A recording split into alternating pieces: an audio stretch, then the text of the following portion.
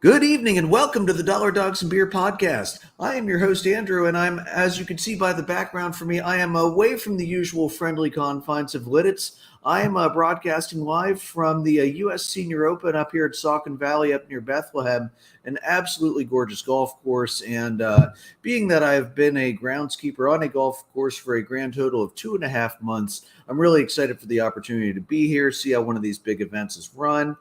And hey, if I happen to get lucky and run into Jim Furyk and get him to autograph a golf ball, that'd be freaking phenomenal. You know, gotta give props to the local Lancaster County guy, Manham Township grad, just down the street from us. Guys, how you doing tonight? Jason, welcome back from vacation. Thanks. It's good to be back. I got to go to the beach in Jersey, which was quite a bit different from Bermuda the other week, but I'm done with vacations for a while now, so you guys are unfortunately stuck with me for a while now until the next time. But yeah, great to be back. Andrew, you're looking a little bit like a cherry tomato there from all the outdoor work you've been doing, it looks. Yeah, well, we started at 4 a.m., so this morning I didn't get a whole hell of a lot of sun, but yeah, this afternoon it was beating down on us pretty good. And I'm starting to get the raccoon eye tan from the sunglasses I was wearing, so I could see what the hell I was doing this evening. Joe, how you doing, bud? Oh, that's a loaded question, isn't it? Doing okay. I mean, won a series, so yeah. I'll take it this last week. Jason, I'd rather be stuck with you than Jonathan VR or Jason Hayward, so welcome back. You mean you don't want an overpaid, overrated person that's just in the lineup every single day? Of course not. Heck, I mean, if I saw Soriano in the stands the other night, man, I'd rather have him than Jason Hayward right now. Oh man, there's a name we might move a little better. I mean, Soriano looked like he'd still have the muscle to hit it out. Good Lord. I don't know how well he moves anymore either, though. He's getting up there. All right, so guys, what are you drinking tonight? Joe, what are you drowning your sorrows with or celebrating ending the longest winning streak in the majors this year? Well, I'm glad the losing streak was over. I mean, I'm afraid we're starting another one. We're already down 7-0 to Pittsburgh tonight. So, SoCo and Coke, man. It's about the only thing that works. Jason, what about you?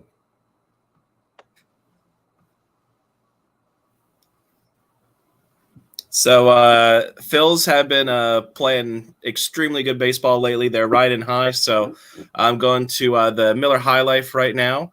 Red Hot Phils, 15-3 in June. So back in the race, baby. Hey, those winning streaks were just what the Braves and the Phillies needed to make sure the Mets didn't try to run the hell away with the division. It was such fortuitous timing. We couldn't have done it any better if we tried. And the fact that we both snapped those streaks off at the same time makes me think of August last year when the Phillies won like 8 straight and we won 7 straighters. You know, something nuts like that. Very reminiscent of that. Tonight, because it's summertime, I'm outside doing summer stuff all day. It's time for summer shandy, good old Leinenkugel. Plus, it's probably somewhat local to this area. I'm actually not sure, to be honest. I don't know much about Northeast PA. I'll be completely honest. It sounds like it could be, but who the hell knows? Leinenkugel? Leinenkugel is from good old Sheboygan, Wisconsin, my friend. Oh, yeah, I'm way off. Well, hey, I like the beer. It was a better call than Angel Hernandez, though. I took a work trip. Yeah, I took a work trip out to. It's like Milwaukee, Sheboygan. It's in that area where Leinenkugels is. Okay. And so we saw their plan. Was able to get a nice Leinenkugel summer shandy right there in the area. So that is probably my favorite beer. So I'm excited that you're drinking that one, sir. It's become one of my favorite summer beers to drink. If we're being, it's so clean and crisp, and you can pound back like 6 or 7 of them before you start to feel it. So, and they're tasty. So, hey, it's got all your major food groups in one right there. All right, so let's get it started tonight. the Brewers released their City Connect uniforms. I'm just going to preface this all by saying I was underwhelmed. So these are a light blue uniform, yellow piping around the collar, Brew Crew across the chest. That's in a yellow shadow font. The name on the back and numbers are yellow, outlining black. The sleeves ends are yellow and white striped. The patch is a generic grill in black and white with the yellow baseball stitching on it. Hat is light blue with a navy brim and a yellow squatchy. On the hat, it's MKE in yellow with black outline. They shoehorned and squeezed in the 414 area code in there. The release picture showed white pants with yellow and black piping. The City Connect stance socks are navy and light blue with the yellow stripe and Brew Crew across the front of them. Joe, it's your division. What do you think of these? An awful lot of blue. I don't know why they're doing this with all of these City Connect unis. More blue than you would expect. But I mean, a nice nod to the city. But I'm like you. I was underwhelmed by the result, and I think after seeing Colorado a few weeks ago, and that uniform just wowed us. The Angels uniform looked really nice. This is kind of a step down from those two. Yeah. Jason, before I go off, what do you think? I mean, they're okay. To me, they're just kind of dull. I like the light blue and the yellow pipe and the yellow because it pays homage to the old Brewers. And so I like that aspect of it, but otherwise it's just kind of dull to me. There's nothing overly exciting, like really throwing to everything that Milwaukee and their baseball history and the city's history have. There's no real nod essentially to, like the beer industry and the brewing industry. I just not really a big fan of them.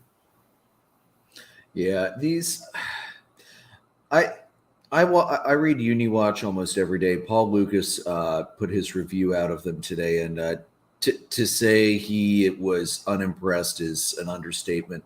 He called what he said was one, Brew Crew, like he understands the nickname that they've picked up locally with that, but like you don't have a monopoly on brewing and tailgating. That's kind of done by every team in every sport everywhere across the world. Like his big thing, like take the grill patch. If you're going to do something like that, why don't you have some like bratwurst or something that's very much to your region on there instead of just a generic grill? He actually then said, he hopes every team decides to take the opportunity to then put their team color grill patch on their sleeves just to mock the Brewers, which I thought was absolutely hilarious. And, here's the other thing.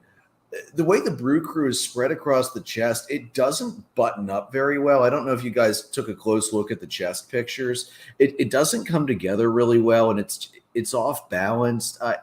And Joe, you're right. The excessive use of blue is probably why we all love the Rockies and the Nationals this year in particular so much, because there is no freaking blue. And like the Royals blue, that makes sense. That's a blue team. And to an extent, I can understand Milwaukee and I can understand the throwbacks to the old. But the other thing he said that really struck me was like, let's say the three of us were in an adult softball league. And we called ourselves the Brew Crew just to piss Joe off because, let's face it, we might do that. If we had designed a jersey like that, that'd be a great jersey. Or if that was a minor league team, like one of the one-off throw-offs that minor league teams do throughout the year, that's a great jersey. But for a Major League Baseball team, it just feels really underwhelming to me. I was not impressed at all. I like it more than Wrigleyville and Los Dodgers, but not much. Yeah, they were missing a Wrigley Field North patch on there somewhere too. Wrigley, yeah, ain't that the truth? So yeah, I'm underwhelmed. We have one more team releasing this year, or do we have two more? I've lost track.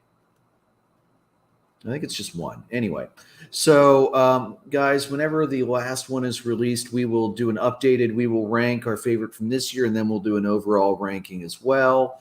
I'm really curious to see where all the newer ones fall. I think I can make a pretty reasonable guess for you guys, but I'm really curious to hear what you guys have to say when the last ones are released. All right, Jason, moving on. Let's talk about our freaking alma mater. Let's go Warwick, man. Yeah, guys. So for the listeners and viewers who do not know, the three of us went to high school. Well, I would say together. Joe and I were at Warwick at the same time. I think you came in like the year after I graduated, but no, I was there with you. I was there with you. Your senior were you there year. in ninth grade? Okay. Yep. So anyway, so the three of us were in high school together. Warwick High School, Lititz, Pennsylvania, and their baseball team. We have to talk about them this episode, being a baseball podcast. For those not familiar, the way that Pennsylvania is broken down, you have the state, then you have your district. To get smaller, you then have your local league, and within that league, you have your section, which is based off of size of school and things like that.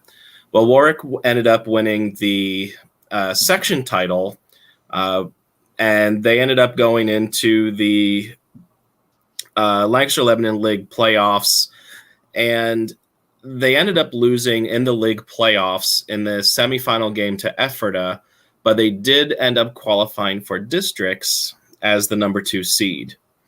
And then they just started a magical run in the district here.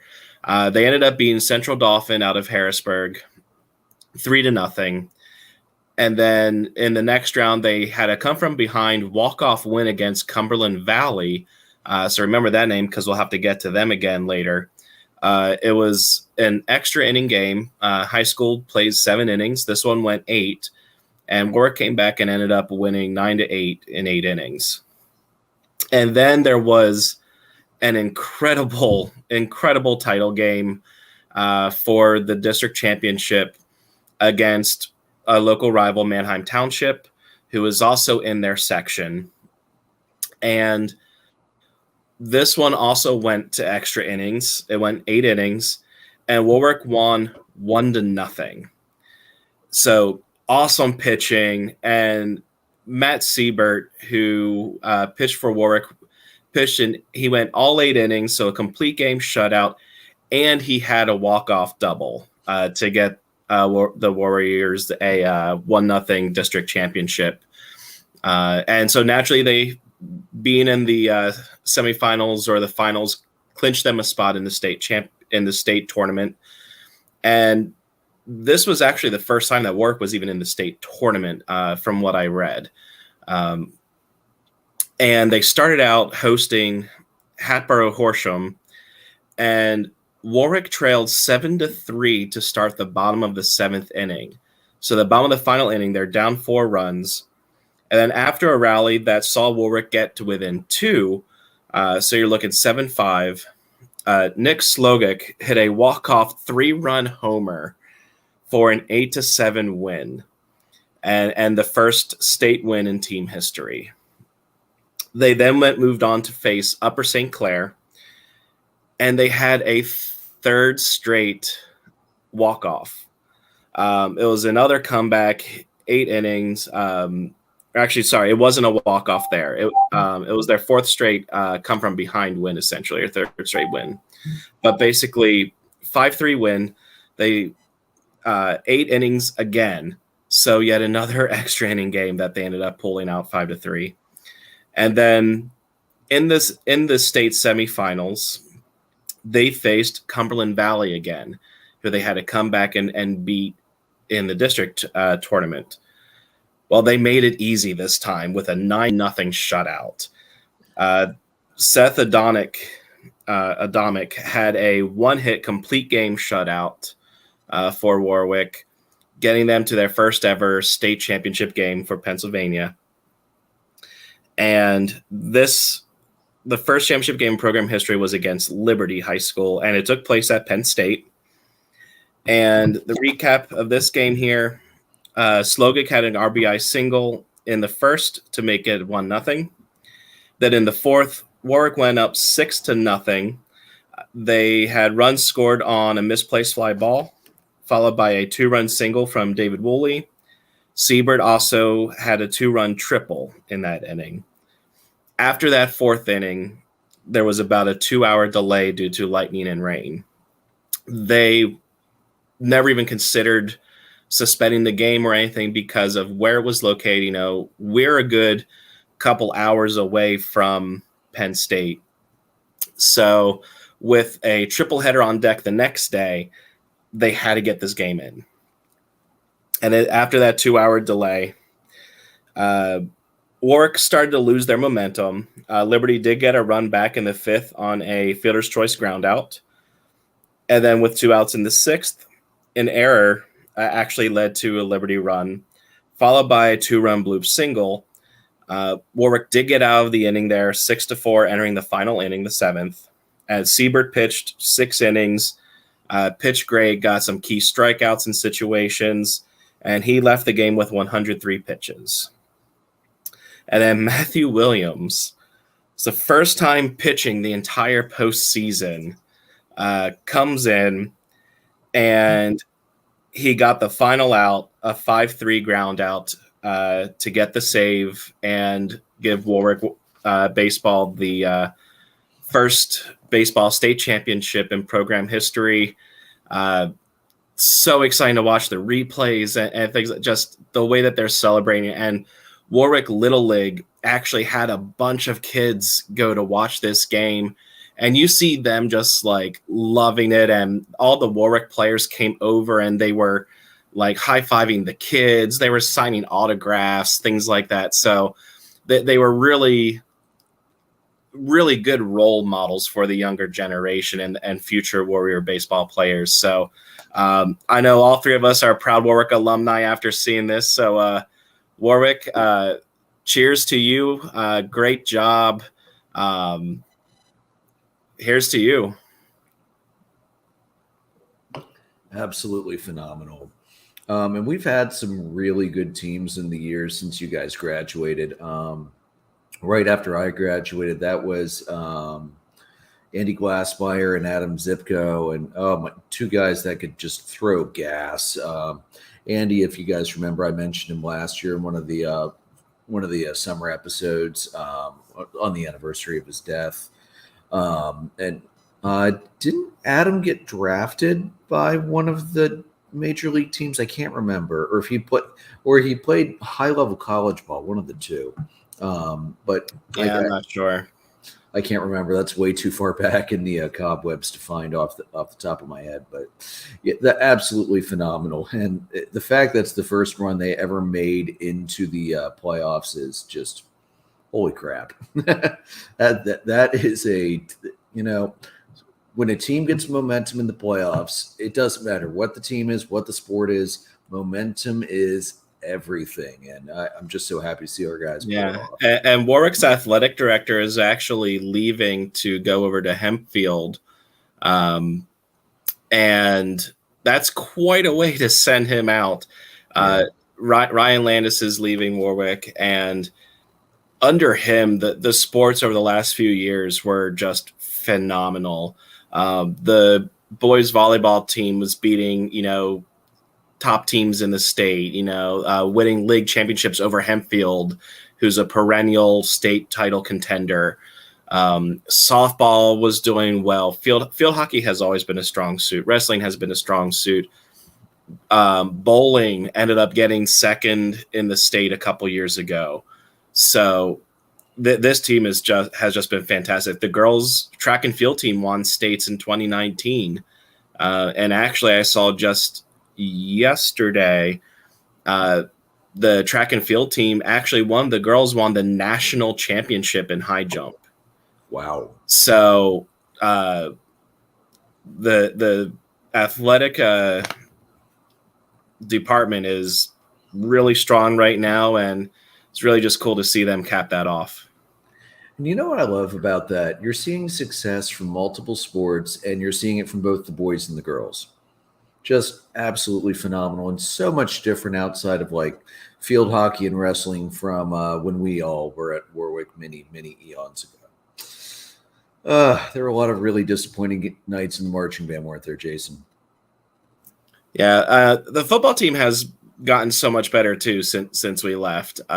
They've been winning leagues and they've been getting into districts and states. Actually, I believe this past season they had their first ever state win, and they went even a couple games further. Nice. Yeah, I remember some not so fun seasons on Friday nights. Well, and what really sucked, I can't remember if it was your senior year or if it was right after that or if it was my senior year. PIAA moved us up from Quad A to Quint A.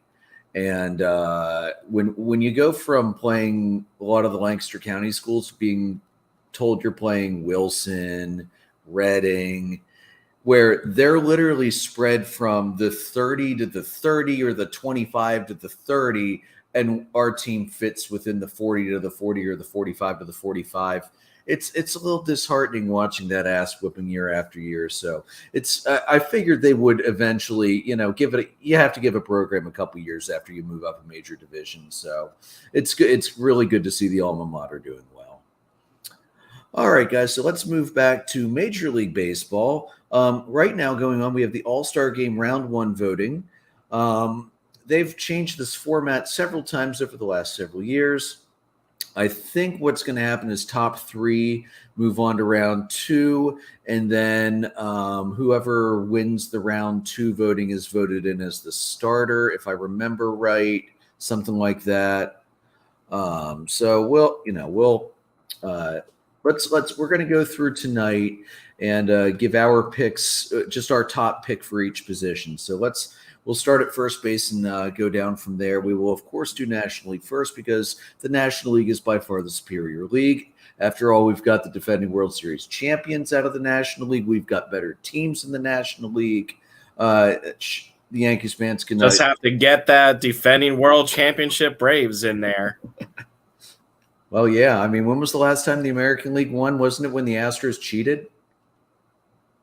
I think it was. So, yeah, the National League's on a hell of a run, even if they can't win the All-Star game because, oh, wait, it doesn't matter. Fuck you, Bud Selig, for trying that bullshit with home field advantage. All right, so let's start with first base in the NL. I'll start off, guys. I think this one's probably a pretty easy one. I went with Paul Goldschmidt out of St. Louis. Dude's on an absolute tear and has just – what's crazy is he's having an amazing season. I don't think he's hit the hot hitter list yet because so many guys just had better weeks than he did. But as a season as a whole, coming into today, a 341 average and a 1.047 OPS, 16 homers, 58 RBIs. Holy crap. Joe, what do you think for first baseman in the NL? Yeah, I went between Goldie and Alonso. They both have been solid this year. I did go with Goldschmidt at this point of the year, which pains me to do. But I went with Goldie for first base. Same with you, Jason? Yeah, I was also looking at Alonso, so I wrote down both of their stats just to kind of look at them. And Alonso has the home runs and the RBI, but Paul Goldschmidt has just been more consistent overall. He's been hitting more throughout the entire season, whereas Alonso can be fairly streaky. So right now, for me, it's Paul Goldschmidt as the NL first baseman. It is really hard to vote against somebody who's hitting 341. I know batting average isn't everything, but 341 is pretty damn impressive. All right, so moving on to the AL. My pick for AL first baseman is Vlad Jr. I went back and forth between a few guys, but Vlad struck me the most. He's 267, a solid clip for him, and he's got the powers there, 17 homers, 41 RBIs so far. Jason, how about an AL first baseman for you? Just because you took Vladdy, who I was also torn with, I'm going to go with my other pick this time around, and I'm going to go with Ty France from the Mariners. He's batting .314. He does only have 10 home runs, but he still has 3 more RBI than Vlad Jr. at 44. And he's also better OPS than Vlad Jr. with a 868. So I think it's going to be a popularity vote, and it's probably going to go to Vlad. But I definitely want to make sure that I gave Ty France a mention in that one. Yeah, France was the other one I was looking at too.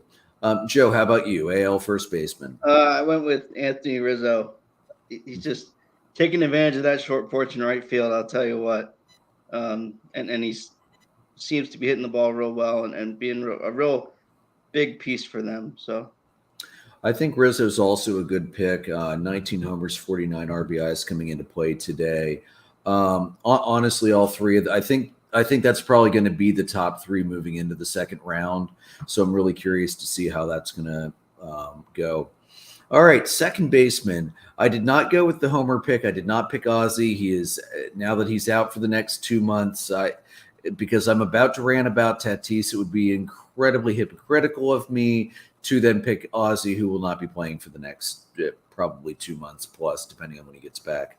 So I went with McNeil of the Mets. He's hitting 327 right now. He's got 4 homers, 33 RBIs, and an 851 OPS. He's been a consistent hitter for them for the whole season. And he's a guy that I really hate to see in the lineup when we play the Mets because, between him and Alonso, that's a lot of production right there between those two guys. Jason, how about you? I also went with McNeil from the Mets. Stats that you mentioned. Even if Ozzy was healthy, I don't think I would have gone with him just because I think McNeil overall seems to be a little more well-rounded and consistent right now. So McNeil for the Mets is my second baseman for the NL.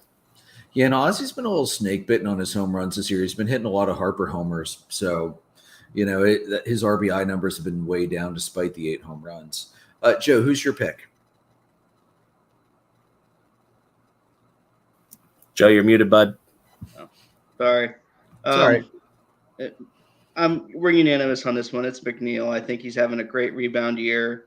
Getting the monkey off his back, getting Met fans off his back quite a bit this year so far. So, yeah, another guy I looked at too. Gavin Lux is having a good season, but he's not driving in the amount of runners that McNeil and Ozzy and a couple of the other guys have. So that made a pretty easy choice for me.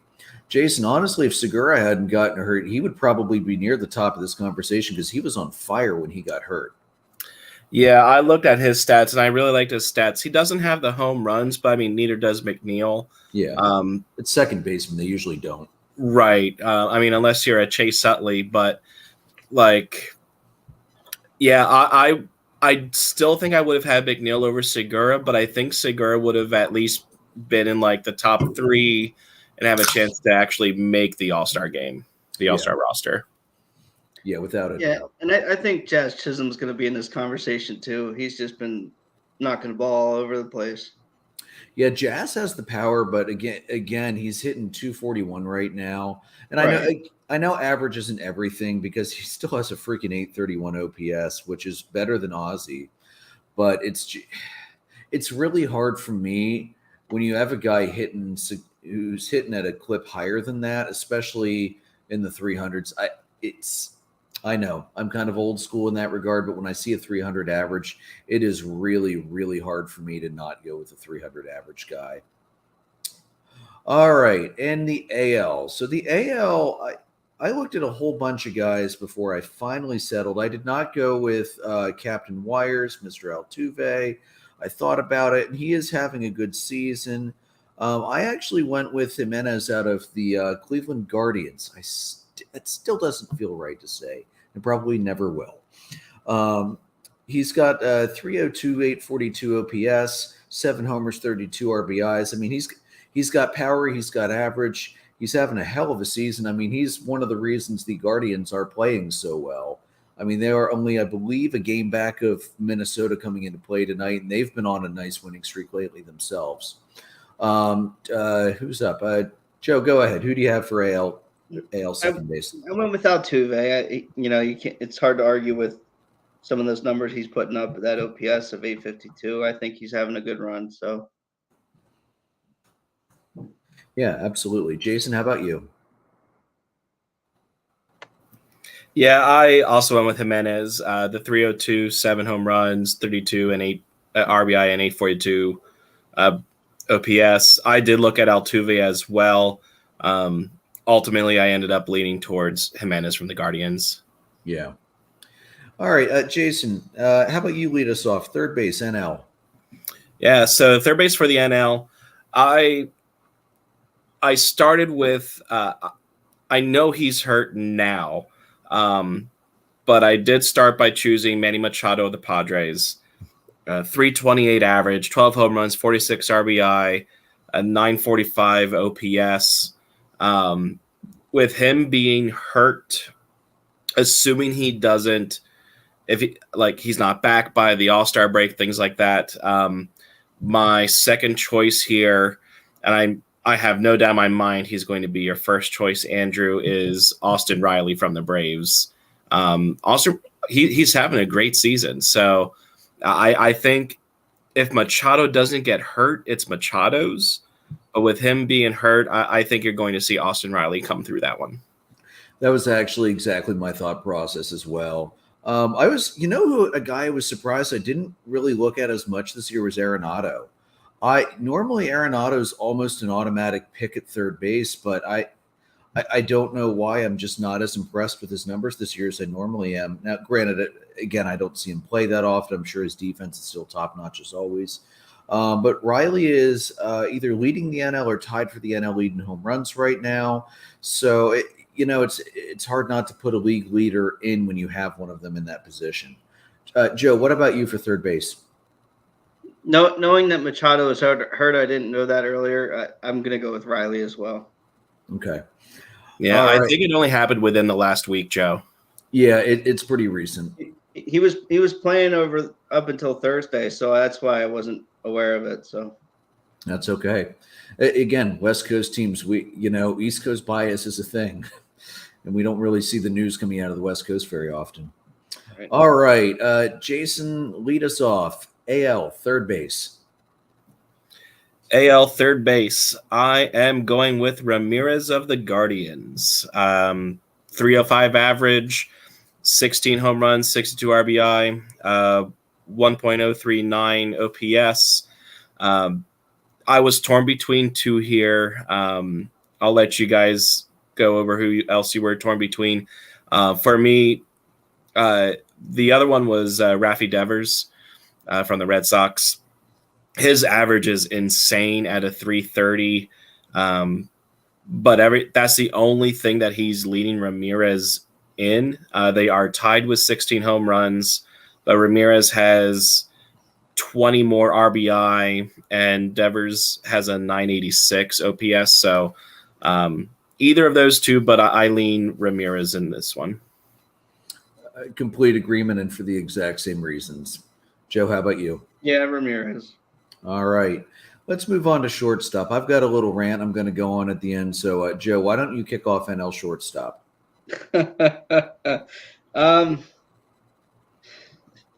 This is a tough one. I think, I'm happy with what you see Trey Turner doing, at least offensively, being a positive piece for the Dodgers.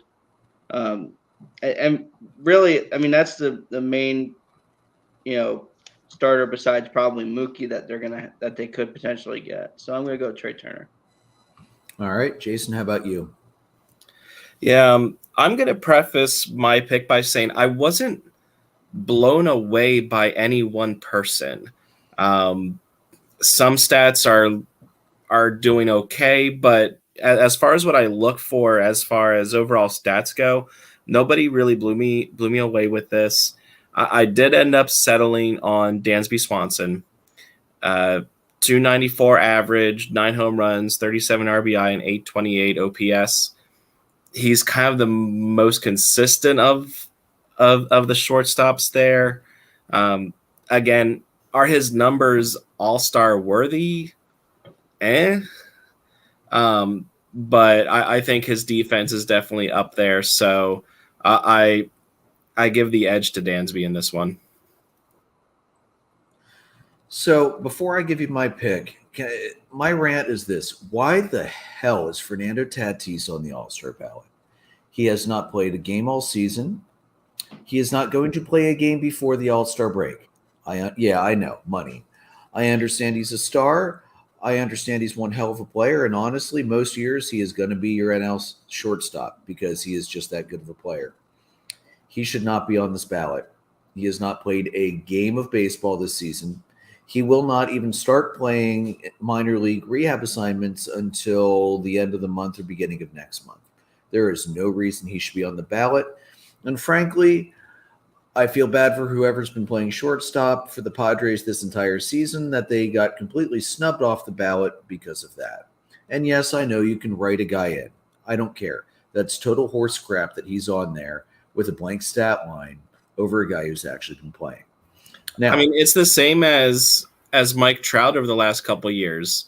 I mean, he was injured, not playing, and he was like the top vote getter or at least chosen as a starter. I definitely think things need to change as far as the All-Star game voting process is concerned. But at the same time, I understand why Tatis is there. I don't think he should be either. But the league's got to try to have the moneymaker. So even though there's no chance he's even going to be considering or eligible to play. No, not at all. All right. So I ended up, and again, I was splitting hairs on this one. I went with Turner. He's having a very slightly better season than Dansby. But honestly, Dansby's defense is probably going to get him a Golden Glove this year if he keeps going at the rate he is. Number one. And number two, if Dansby has one more week like he did last week, I mean, granted, he doesn't play the Nationals this week, but the Braves have a tough slate with the Giants and the Dodgers. If he can keep hitting the same way, yeah, I'm popping him right in there over Trey Turner because that's how close these guys are right now. And for a position like shortstop, if two guys are close, I tend to look at the defense because that's such an important defensive position. So, yeah, and I will be honest, in my personal ballots where I write all Braves in, I might have written Dansby in. But for my professional ballot, I'm going to keep Turner in for now. But it's not going to take much for me to switch Turner and Swanson around. Honestly, guys, I think shortstop was the hardest position to pick for both leagues. And looking at the American League, I think it's going to come down to two guys for all of us. Joe, I'll let you go first, but this one was another really tough call for me. So who was your AL shortstop, Joe? I'm going to probably, I would say, go with Xander Bogaerts right now. Offensively, a little stronger. TA is coming off the IL here. TA has been an air machine at short for the White Sox this year. So just defensively, just not as strong as he usually is. Jason? Joe, you might have convinced me to change my pick because I did go with Tim Anderson of the Chicago South Side, the White Sox, because he is hitting an incredible 356, 5 home runs, 19 RBI, and an 896 OPS. The offensive numbers are really solid. Comparison with Bogaerts, I think if you do start to then look at the defensive side of things, I think that gives the edge over to Bogaerts. But I definitely want to make sure that I brought up Anderson's stats there for the offense. And that's actually why I picked Bogaerts, was better defense, and Anderson has been hurt lately, but this was another one that was so you're splitting hairs trying to pick between the two guys. All right, Jason, NL catcher, who you got? NL catcher, Joe, I'm going with Contreras of the Cubbies.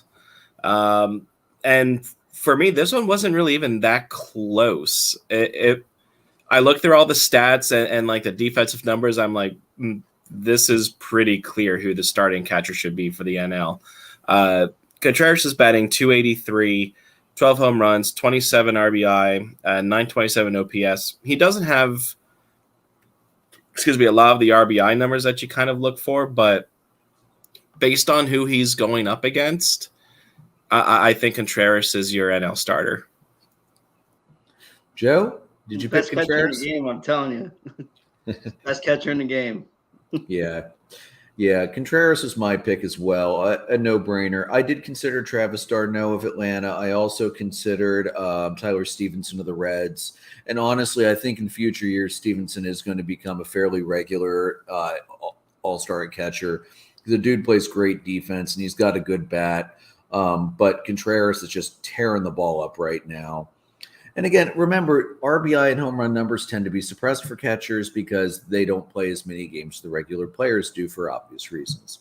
So, all right. Jason, who was your pick for AL catcher? Looking through these, I ended up going with Kirk from Toronto, batting .307, 6 home runs, 22 RBI, 861 OPS. He's on a good team. He's pretty decent so far, I believe, as far as the defense goes. I didn't look too far into that. I was looking more so from the offensive stats, and his numbers kind of just stood out to me. So I went with Kirk from the Blue Jays. Yeah, that's who I went with too. Same reason. Joe? Same. Yep. All right. I figured that one would be pretty easy. That once again, the AL catchers in general really, really underwhelmed me as a whole. Even Salvador Perez, I mean, he's got the power again, but he's hitting 206. I know catchers weak across the board in the majors, but Jesus, the AL catchers are just not very good. All right, let's move on to outfield. I guess I'll go back first this time. I did make one homer pick. I threw Acuna in there. Go ahead. Give me crap for it. I also tossed in Mookie because Mookie is just playing out of his mind right now. And I went back to the NL East for my third outfielder. I went with Canha of the Mets. He's having a really good year. 292, 5 homers, 27 ribbies, and a 779 OPS. Got a nice arm out there, too. So those are my three. Joe, what do you got for your three in the NL? I've got Mookie. I've got Jock because he's tearing it up in the Bay, and he's doing a great job for that team. And then a bit of a homer pick maybe, but Ian Happ has been really solid offensively, and he's a much better defender than he's been in the past. I haven't asked Ian Happ to go down to Iowa this year. He's hitting 288, 7 homers, 31 RBIs.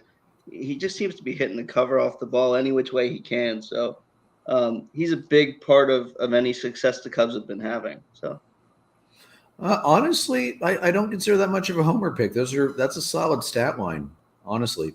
Jason? Yeah, so Mookie was clear number one for me. And even for number two, to me, it was clear that it should be Jock Peterson. He's just lighting it up this season. And third was really close, like kind of similar to what I said before as far as like the shortstops. The third outfielder, nobody was really blowing me away. I have Acuna with a question mark because his power numbers are down. And then you have, like, I looked at Ian Happ, and I even looked at Kyle Schwarber. He doesn't have the average. He's like a 212 average right now, which considering he was like 113 or something like that at one point, he's really coming around. But his power numbers are there as far, like, he's tied for the league lead in home runs, with 19 home runs.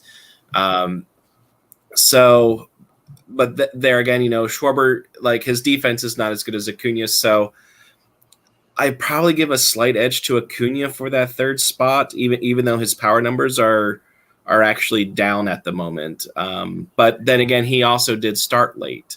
So yeah, the third spot's for grabs to me. Yeah, clearly number one is going to be Mookie. I don't think there's any doubt about that. I agree, Jason. Missing a month does not help Acuna's numbers, but he came back in hot enough. I mean, he's cooled a little bit over the last week, but he stayed hot enough. That's why I went semi-homer with him. I think NL outfield is going to be pretty wide open. Do they take top 6 for second round for that, right? Because it's 3 guys. Okay. I believe so. It's 5 or 6. Yeah. So we're probably going to see all of the guys we've picked move on. I really hope Hap does move on, Joe, because he's been a bright spot in the outfield for Chicago. And as you said, it's pretty telling when he hasn't pissed you off enough to request his continual return to Iowa. So yeah, that says something. All right, Joe, who are your American League outfielders? I think this one's probably a lot easier than the NL to pick. Tyler Ward and Mike Trout from Anaheim and Aaron Judge. Jason? Those are the 3 I had. And again, it was pretty easy to pick Judge and Trout. Those 2 are just absolutely lighting up. I know Trout had that 0 for 28 streak there, but the fact that he's still hitting what he's hitting even with that, and he's really bounced back after that too. So Judge and Trout were the easy picks. And looking back through everything, I went to Ward fairly quickly to give the Angels 2 outfielder starters there. Yeah, this was pretty easy. Same 3 guys for me. The other guy I actually considered was Brantley of the Astros. Pretty decent season, 297, 5 homers, 25, and an 814 OPS. Not a bad season by any means. He'll probably move on to the next round with a stat line like that. But, AL outfield was really kind of a no-brainer across the board. All right, Jason, NL DH. I think this is an easy one. I'm not going to argue too much with this one. Go ahead, man. Yeah, I mean, it's not a homer pick when it's a very clear and obvious choice. If it's not Bryce Harper, there's something messed up with the system. The dude is hitting 326 with 15 home runs, 48 RBIs, and a 1.0130 OPS. Like, nobody else in the National League, even in like the American League. Well, the American League, Eurodon is there, but in the National League, nobody's even close to Harper as far as the DH goes. And the thing people need to realize and remember, he's doing all of this with a strained UCL in his right elbow. Like, it's Bryce Harper. That's all I can say is it's Bryce Harper. Joe, you picked Harper as well? Oh, yeah, it's a slam dunk. It's this one was not particularly difficult. The only other 2 guys who you could even really consider in this one, and you can't, but that have the lines to even look at, the other Contreras brother in Atlanta, he's hitting 284, 9 homers, 17 RBIs, 987 OPS, which seems low, but you remember he started the year at AAA and wasn't called up until Pena got hurt. And then also Cooper of the Marlins, 312, 4 homers, 29 RBIs, 836 OPS. But even our career DH guy that moved over to the NL, Nelson Cruz of the Helpless Nationals, 250, 737, 714. That's not even close. Also, I mean, the fact that he practically needs a walker to get to the batter's box doesn't help him either. But dude's getting pretty old. But yeah, this is a no-brainer. Yeah, and it was one where I got to the DH. I'm like, I'll look up the stats later. I'm just writing Bryce Harper in here because I know it's not even close. Like, it's out of all of the different positions, this to me was the easiest one. Like, by far, just hands down. We'll move over to the American League here. And for me, again, this one wasn't even close for me either. This one was super easy. It's Jordan Alvarez of the Astros. 311, 18 home runs, 47 RBI, 1.026 OPS. Yeah, not even close again. Yeah, he's even arguably having as good, if not maybe a slightly better season than Harper, depending on which stat you want to, cherry pick. If you look at the advanced lines, Joe, I'm assuming Alvarez for you as well. Yeah, this like Jason said, DH was probably the easiest place to make these picks. It was ridiculous. And I mean, DH is generally pretty easy to pick, but it was really easy to pick this year. I mean, there wasn't a whole hell of a lot of argument there. Yeah, I mean, when you pick the position players, you're looking at what they do in the field. With DH, it's just numbers. Yeah, it's pretty cut and dried comparing DHs. Some of them that play somewhat regularly enough, especially guys like Contreras who also catches. You can consider it, but again, it's the DH. So what he does in the field doesn't actually matter. All righty. So, Jason, I believe you shared this earlier. Quote from Buck Showalter. There should be a category in the All-Star game, for the lack of a better expression, a utility player. You can't win without one, and there should be a column there for these guys. They should get recognized. Honestly, I agree with him. In fantasy baseball, you pick a utility guy or a flex, utility or flex. It's the same thing as fantasy football, just a different name. And it's so true. You need a guy like that who can step in at moment's notice for an injury, for a late game defensive replacement. Those guys are honestly, in some ways, they're more important than the everyday starter because of that flexibility to come in and play multiple positions. Take like Arcia of the Braves, Camargo of the Phillies. We've seen I'm going to throw some older names out there. Think of a guy like Mark DeRosa, who could come in and play any spot in the infield. Every team that's won the World Series has had a guy that can step up when you need them. I mean, look at what Atlanta was doing earlier this year when they were trying to figure out the best way to get Ozuna's ass out of the game because he's got a noodle arm out in left field. You need to have a guy on your bench that can play defense. Honestly, I think Buck's got a great idea. I think there should be a utility player vote as well. Maybe this may be one that the managers and players vote on or set the list for the fans. I don't think I trust MLB to look at a depth chart and figure this one out because, look at Fernando Tatis being on the ballot. But I absolutely agree with Buck on this one. We should definitely add a utility slot. Any other thoughts from you guys? I mean, I think KB was a prime example of this last year. He got the start at third base, and he made 5 starts at third base in the first half of the year. And played in the outfield during the game. Right. Jason? Yeah, I think it's worth looking into just because you have the guys who fill in at different positions. I mean, even like take out Bryce Harper as like the DH right now and have him in right field, with his injury. Like you have players moving around between positions and DH and things like that. So where would you put them? So I can see Buck's point.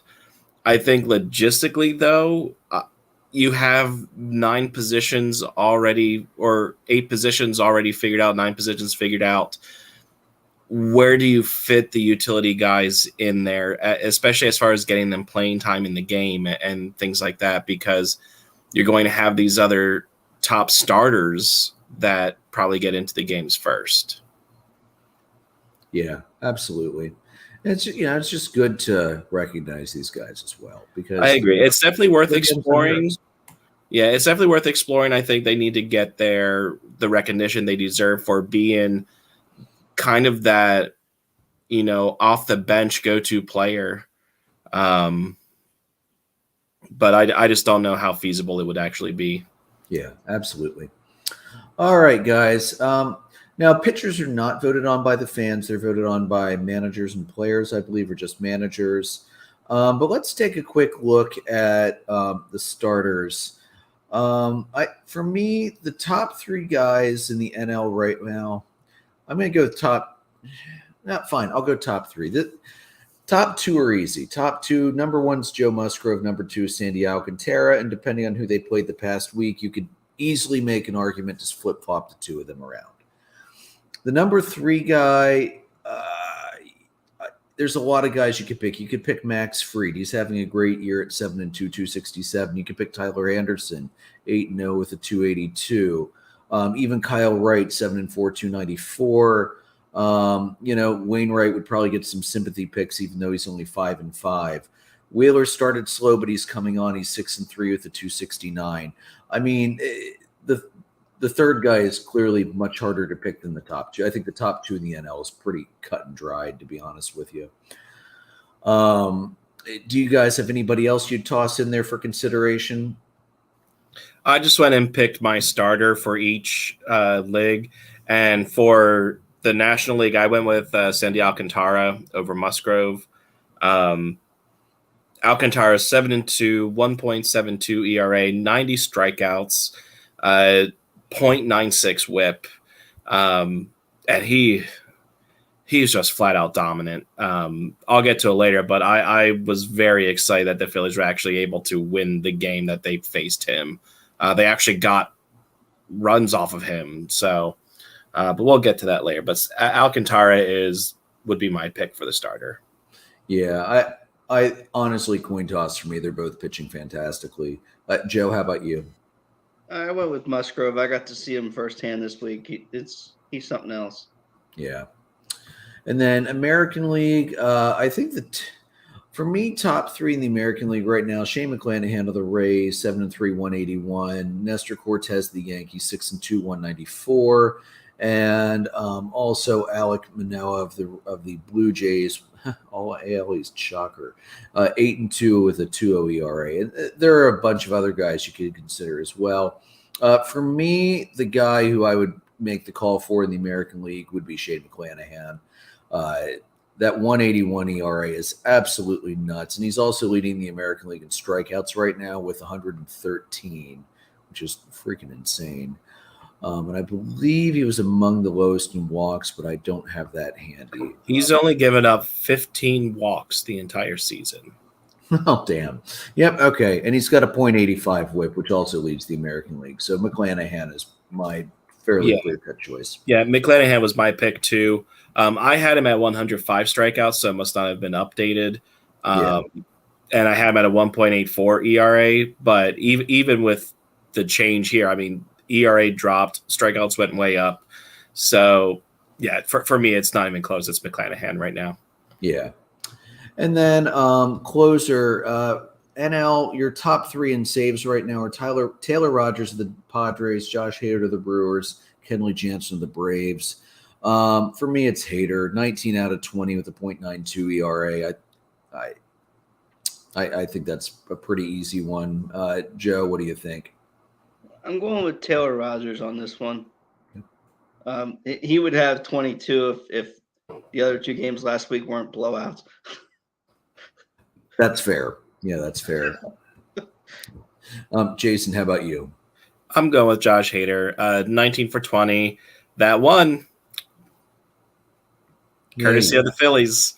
Yeah. Courtesy of the daycare kids. Yeah, let's see if the daycare kids can do that to Hader in the playoffs. All right, looking at the American They got to League. get there first.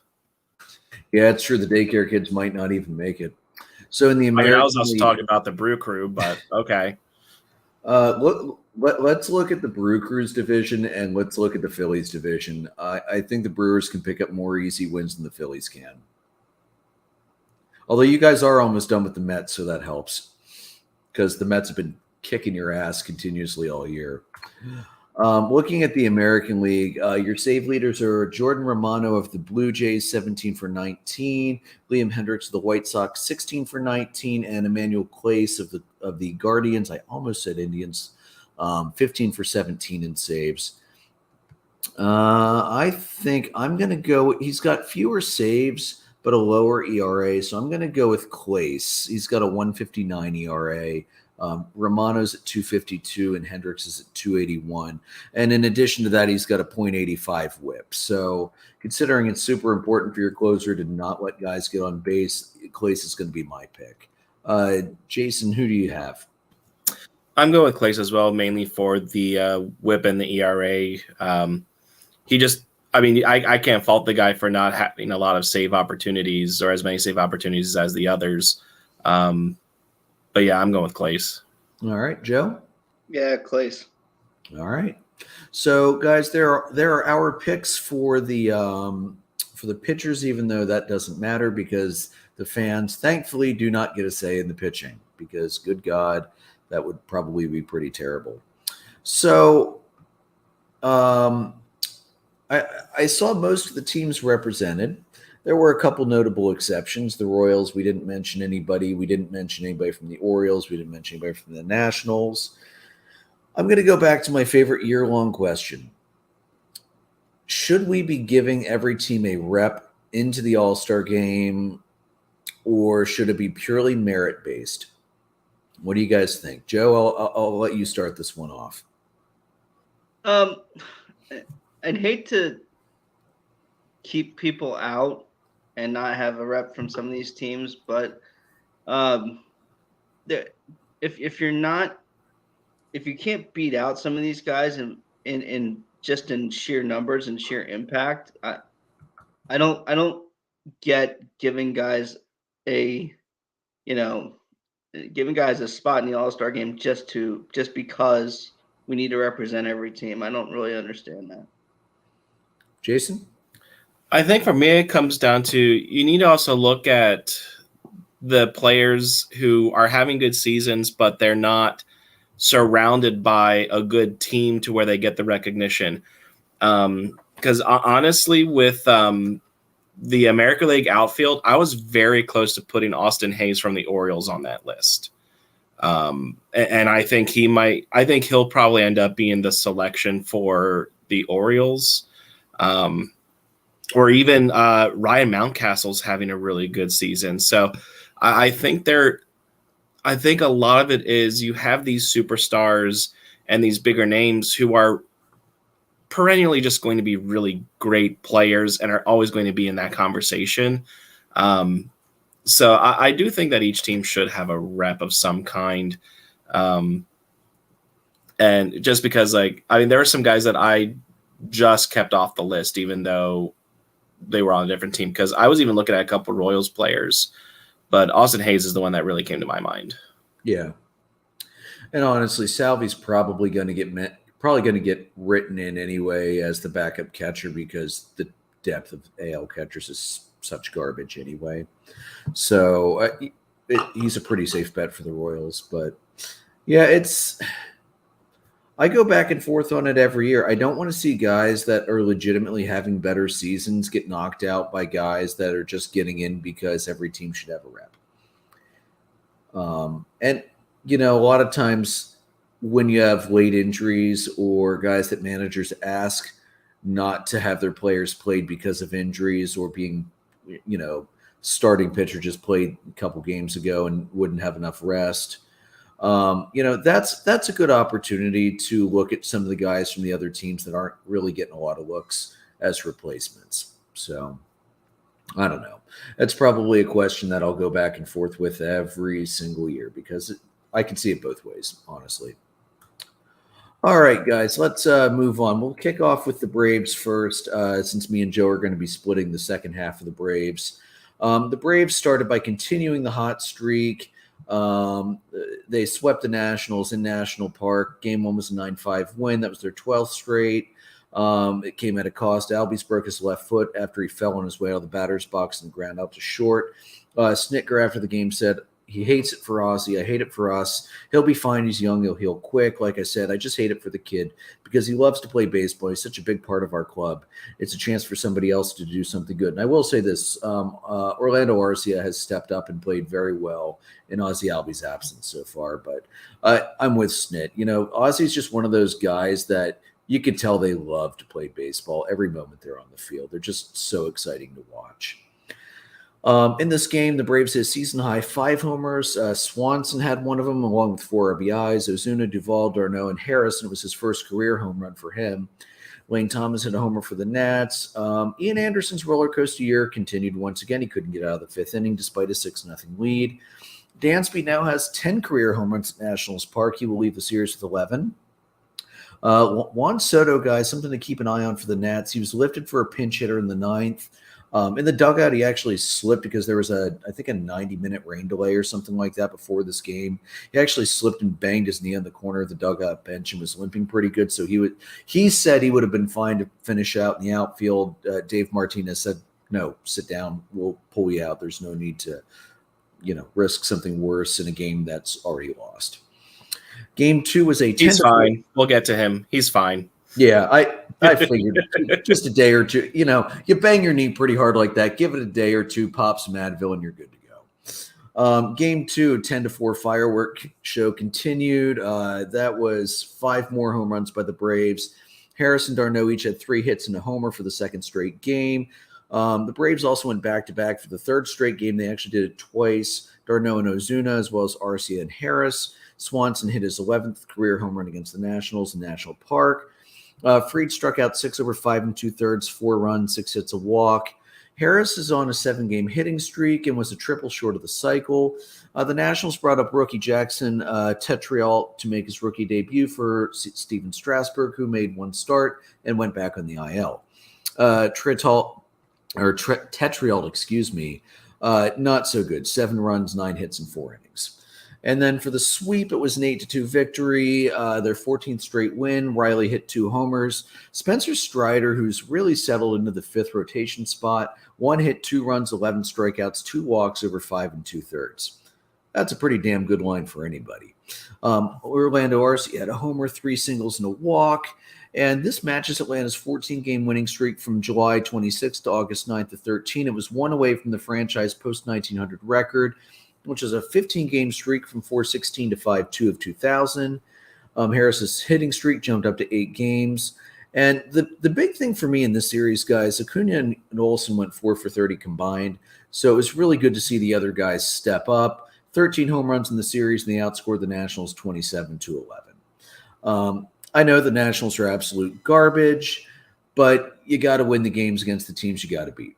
So, and it's hard to go into somebody else's ballpark and sweep. We've talked about that time and time again. It doesn't matter how bad the team is, that's hard to do.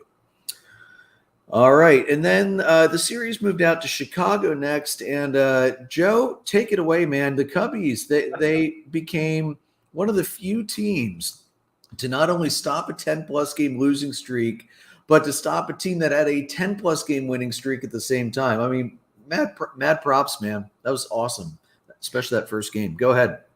Yeah, this first game, I hate day games because I don't get to watch half of it. But this one, Keegan Thompson, who we've talked about a ton on this show, pitched out of his mind in this game after 2 rough starts during that losing streak. He went 6 innings, 2 hits, 2 walks, 9 strikeouts.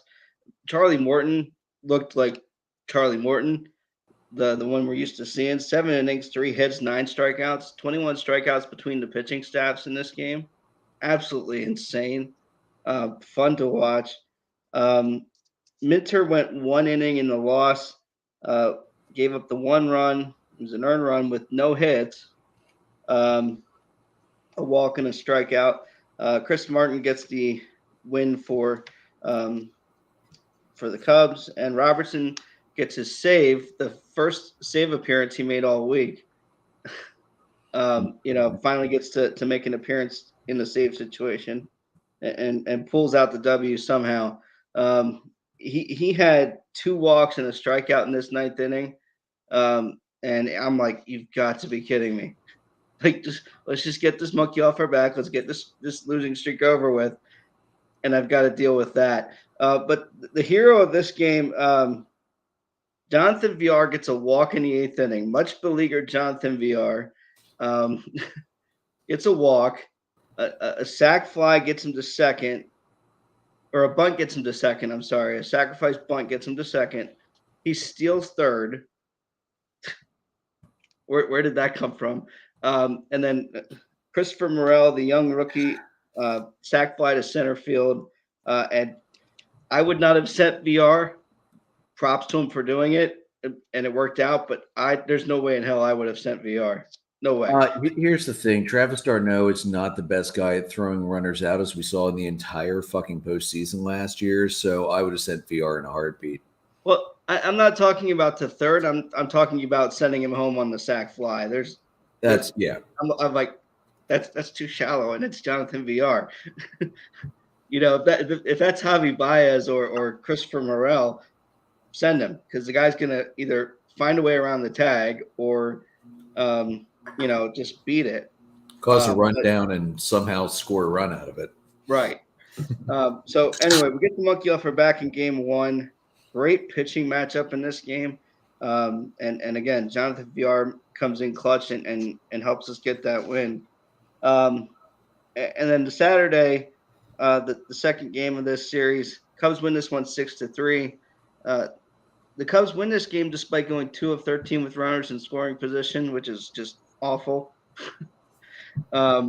Justin Steele pitches super well in this game, gets through 5 innings on 90 pitches, 5 hits, 2 runs, 3 walks, 3 strikeouts, and a home run. Kyle Wright pitched decent in this one too. A little, just ran into a rough team here. 6 innings, 11 hits, 5 runs, a walk, 8 strikeouts.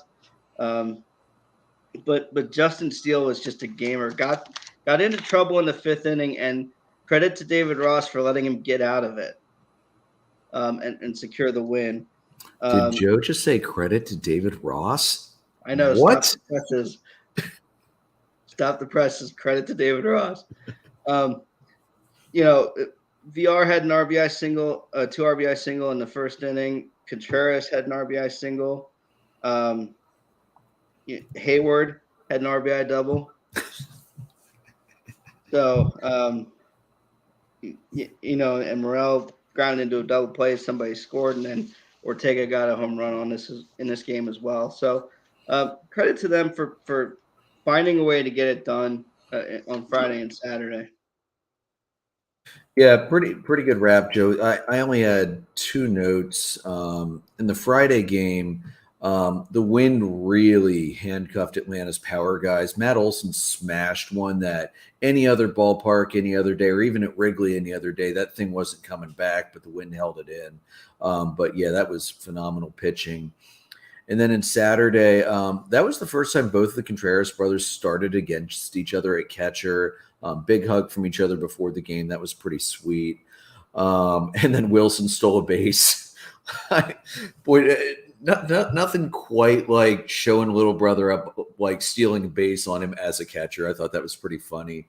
And the big thing for Kyle Wright, man, the Cubs just got a ton of soft contact that just kept falling right in between the infield and the outfield. Credit to the Cubs that they had the right lineup in place for both games. Game 3, Atlanta said, no, we are not going to lose the season series to the Cubs for the first time since 16. It's been a long time. They've either split or taken the series for a very, very long time. That was a 6-0 victory. Ian Anderson, the roller coaster, went back up for this game. 3-hit ball into the 7th. He lasted 6 2/3, 6 strikeouts, 2 walks. Olson, 3 freaking doubles. He still leads the NL in doubles by a pretty significant clip. Darno and Harris each hit homers for the Braves. Once again, what the hell is Rossi doing leaving Hendricks out there as long as he had? First of all, Hendricks sucks against the Braves. 1-4 career record with a 6.81 ERA. He does not pitch well against Atlanta. So why do you have him on as long of a freaking leash as you do? Olson, for the record, 27 doubles now over 67 games. The Braves once again avoided hitting a 3-game losing streak. It would have been their first of the season had they lost that game.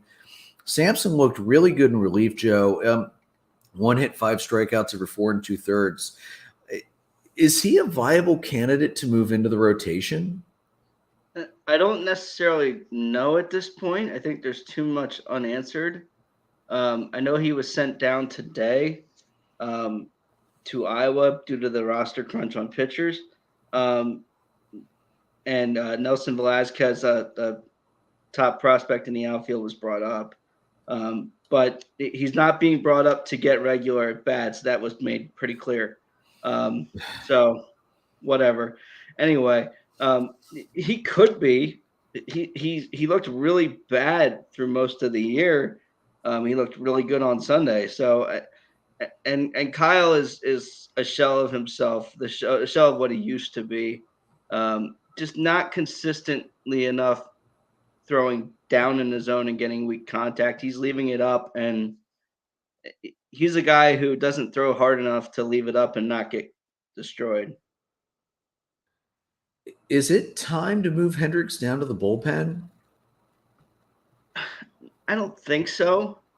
I think he's still serviceable. I mean, you may need to, but I think I would take him out of the ace spot if it were me. I don't even know where they are with whether he's the ace or not at this point, because they've had so much injuries and so much turnover.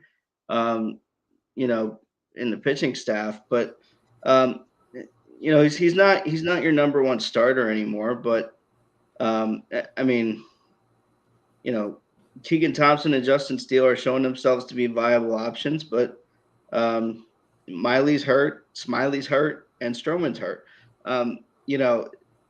We came into the season feeling pretty good about our rotation, and our rotation's just been decimated by injury. So, yeah, I'm looking at the depth chart on MLB.com right now. He is still listed as number one on the depth chart. Stroman, too, although he's on the IL, as you mentioned. And Steele, Thompson, Swarmer, and Killian. They actually, I don't even see Smiley on here right now. Yeah, he's on the IL with the oblique strain, and Miley's on the IL with the shoulder strain. Gotcha. Killian got rocked again tonight, but VR also gave them 2 extra outs in the bottom of the second. So, VR give us VR. I just don't know I don't know what I'm getting every night from a pitching standpoint. Killian is probably the highest rated prospect we've had pitching wise since Mark Pryor, who was strictly a starter at least. So, there's a lot of, because you had Samardzija after that, but, strictly as a starting as a starter in the majors, he's their biggest bring up, and he hasn't been successful just yet. So I'm going to be honest. I never liked Samardzija. Maybe it's the fact that I don't really like Notre Dame, but I was never really impressed with his stuff in the majors. Also, when he came flying in during the Hunter Strickland-Bryce Harper fight out in San Francisco, he almost decked his own guy trying to throw a wild punch. I mean, dude, just stay the hell out of it if you can't aim a damn punch. See, now I'm just waiting for our comments to see if Jim's listening in to wait for the Notre Dame comment. Wait. I'll need to bring that up to him to see what he has to say about that, whether he's listening or not. All right, Joe, go ahead. What happened with the Cubbies earlier in the week before they beat the crap out of Atlanta? Yeah, this was just an awful week coming off of 18-4 in New York on Sunday last week. Game 1 Monday was a pitcher's duel. Steele looked really good again. 2 good starts this week, 7 innings, 6 hits, a run, 3 strikeouts. Darvish went 8 innings, 5 hits, 1 run, and I think 7 strikeouts. So Darvish got the better of him, and I expected he would, but Steele looked really good through 7, and then it's a tie game at that point, and then they pull him when he probably could have gone another out or 2 in the 8th. And Rowan Wick comes in and just gives up the game, goes a third of an inning, 3 hits, 3 runs, and a walk. It just doesn't get it done. And Taylor Rogers comes in for the save. That was his 19th of the season at that point, last Monday night. Gomes hit a homer in the second inning, and Cronenworth lit them up this week. So, Cronenworth and Machado and some of those other guys, they brought it. So Cubs lose Monday night 4-1 in what was a pitcher's duel early on. Again, until the bullpen, who has been a highlight of the Cubs for the early part of the season, has just been overused so much that they just haven't been good lately, at least during this losing streak. So, that was game 1. Game 2, Hendricks goes 5 innings, 4 hits, a run, 6 strikeouts. So Kyle being what Kyle can be after not starting for 2 weeks, because he was quote unquote dealing with some stuff, which wasn't very clear. Some shoulder fatigue, but that was about all we got news wise. Manea went and pitched for San Diego, 4 innings, 8 hits, 5 runs, a walk, 5 strikeouts, 2 home runs. So Hendricks got the better of it, and then they pulled him in the 5th, and with a 5-1 lead, and proceeded to lose the game 12-5. So, just Cubs bullpen after, you know, after Kyle comes out, they go 4 innings. They give up 11 hits, 11 runs, 5 walks, 5 strikeouts, and 2 home runs. The Cubs only got 2 hits against the bullpen after Manaea went out after 4. It's just not going to get it done. You go 1 for 6 with runners in scoring position. The Padres go 6 for 15. Ouch. Efros gets the loss on this one. Wilson Contreras had 11 homers. They had 2 homers in this game. He was at 12. Nico had a triple. Schwindel had a ground out that scored a run. So early on, they were productive, and then the bullpen again. The wheels just fall off, and I think everybody in the lineup had at least a hit for the Padres. So that was game 2. Game 3. This is one of those burn the tape games. Like, we talk about the score, but that's about it. Or the, what the hell was that game? That's another way of calling it. This game, the Cubs lose this one 19-5. Just embarrassing, really just embarrassing. They had 4 runs, through 3 2/3 and go on and lose the game. They were up 4-2 going into the top of the 4th, and then the scoring just took off. The Padres rattled off 3 in the 4th, 6 in the 5th, 5 in the 7th, and 3 in the 9th. It's just disappointing. Killian, again, has looked bad. 4 innings, 5 hits, 5 runs, 5 walks. Norris came in and didn't record a single out, gave up 4 hits and 4 runs.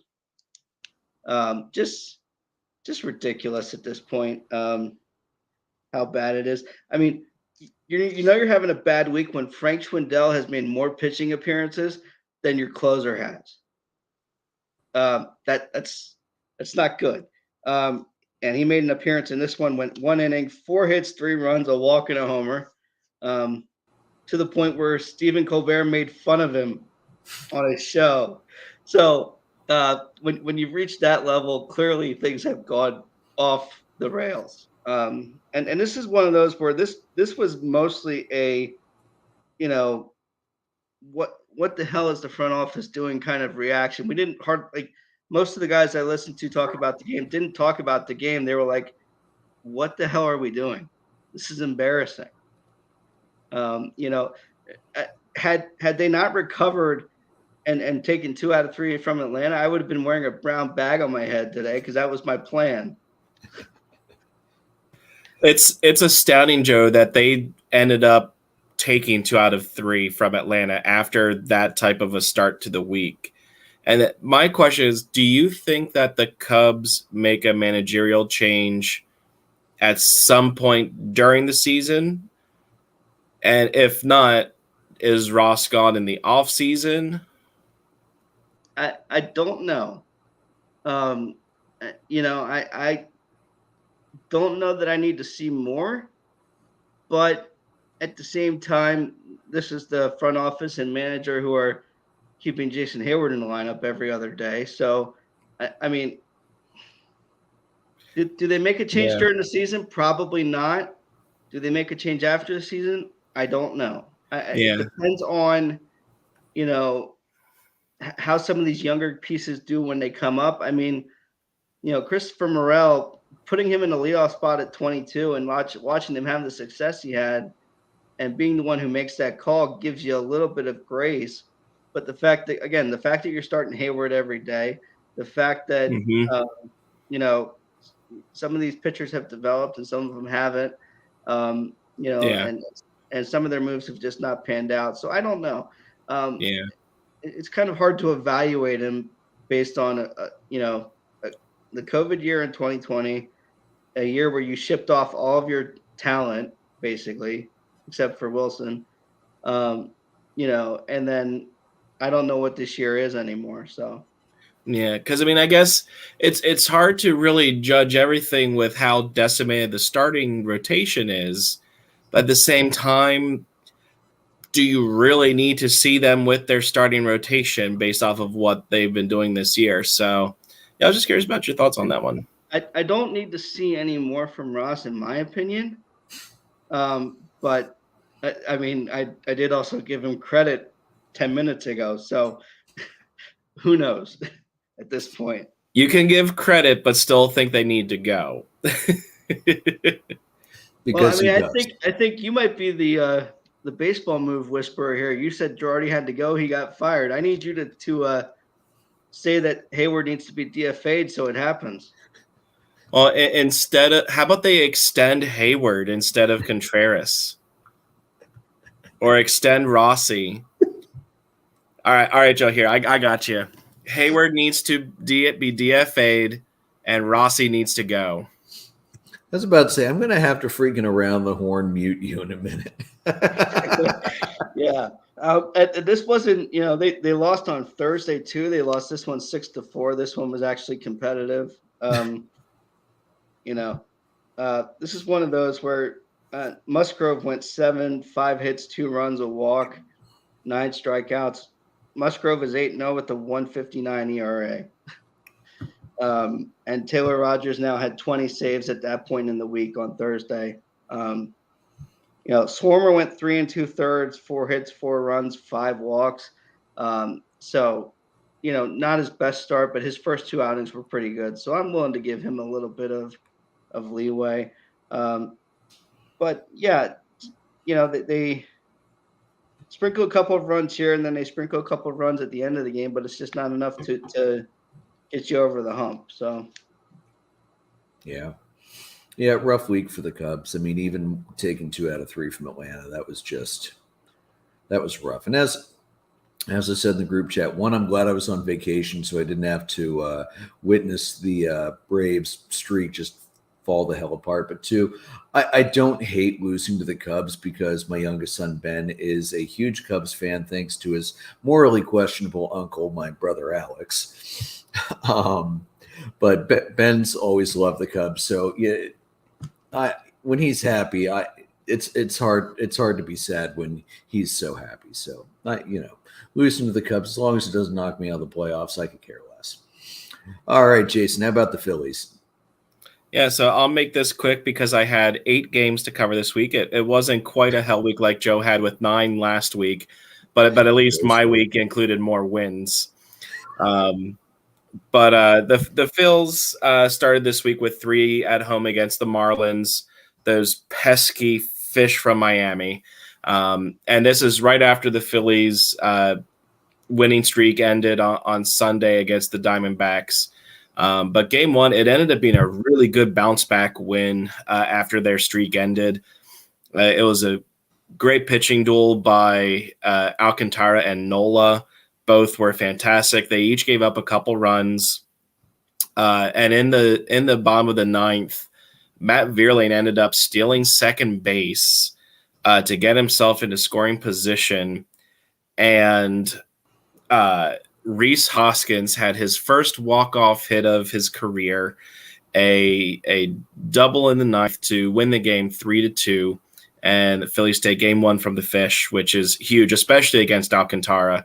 I know he didn't get the loss, but the fact that the Phils were even in that game and Nola pitched lights out, which he's been pitching very well. He's actually entering himself into all-star consideration, starting to enter the Cy Young discussions a little bit. But he's just not getting the offense he needs. And he's also not getting the bullpen help, which we'll get to later in the week. So yeah, game 1 goes to the Phils 3-2. Game 2 was an 11-9 loss, and it was a very weird game. The Phillies were down 4-0 early, thanks to Aguilar and Garcia 2-run homers. Rhys Hoskins, he's heating up. He ended up having 2 home runs and 6 RBI in this game. And then the Phillies came back and took an 8-4 lead. So down 4-0, come back, go up 8-4, and then the bullpen blew it because because of course they did. I'll say it. Cheers. Basically, Knebel, he blew yet another save in the 9th inning. It was 8-8 entering the bottom of the 8th, and Hoskins hit his second home run of the game to give them the lead. And Knebel just he didn't even get an out from what I remember. So that was a loss there. But the Phils did bounce back again. And for the second time in the series, they walked off the Marlins. They were down 1-0 in the 9th inning. And then Garrett Stubbs, of all people, who looks like Gardner Minshew, backup quarterback for the Eagles, with the stash, walk-off 3-run homer to right. It was gone off the bat. So a 3-1 win. Castaro and Gibson had solid. Gibson went 8 innings, and the Phillies finally got a series win against the Marlins. To me, that started to really show the difference between the Girardi era and the Thompson era, because the Phillies lose at least 2, if not all 3 of those games under Girardi, because there's no, Stubbs probably isn't in that game. The moves that are made are just not made under Girardi. So great series win there. And then the Phils went on the road to DC, and basically they had a 5-game series against the Nationals, including a doubleheader in the second day. Game 1 was a solid 10-1 win. Schwarber had 2 home runs within the first 4 innings. Munoz recently called up, had a home run in the 8th, and Wheeler got his 3rd straight win. And then the doubleheader, Game 1, which was Game 2 of the series, 5-3 win for the Phils. Nothing big in here, just a decent showing by Ranger Suarez. He went 5 1/3, so he kind of turned that around a little bit. And then Game 3, which was Game 2 of the doubleheader, it actually ended up going extra innings because Knebel blew the save yet again. Josh Bell absolutely crushed the Phillies in this series. He had 2 home runs in the second game of the doubleheader. And Bryce Harper actually had a pinch hit double in the 8th inning to tie it at 5. And it was fantastic the way it happened. It was 3-0 count. Pitches well above the strike zone. Should have been ball 4. Umpire calls strike 1 on Harper. Crowd is loving it. Next pitch, double in the gap for the tie. The crowd went from ecstatic to silent. And so that was big to see from Harper. And then Matt Vierlane actually had 2 home runs in this game. And the one in the 9th actually gave them a 6-5 lead. Knebel blew the save with 2 outs. Now, there was an error by Didi Gregorius on the final play where he sailed it over Hoskins. So it's not entirely Knebel's fault, but the fact is he still blew the save. And then a very weird play here in the 10th inning. Rhys Hoskins was on second base, and ground ball, Hoskins starts running right away and has a slight collision with shortstop on the Nationals here. I was away, so I didn't quite see everything. I could see it in the distance, and you see one run scores, and then Hoskins is out by like a mile at the plate. And here it was a brilliant move by Dusty Wathan. As Rhys was getting towards him, Dusty's waving at him and goes, "You're going home. You're going to be out by a mile. Just go. Get there." And here they ended up rolling that because he got around third. They awarded Hoskins home. So it was a 2-run single, and the Phils ended up getting the win. And then game 4, before the game, Rob Thompson saw the light, something that Girardi never did, and said Knebel was not going to be in the closer role anymore. Instead, Brad Hand came in and blew the save. So basically, he said before the game that he was going to do basically the save by committee just to see who's going to fit in the role, which in the back of my head, I'm like, Sir Anthony Dominguez. Ugh. And they wasted a Nola gem. He went 8 innings again. And then in game, so with this, Brad Hand blew the save in the 9th. Rhys Hoskins had a go-ahead RBI single in the 10th. Munoz had a home run in the 7th.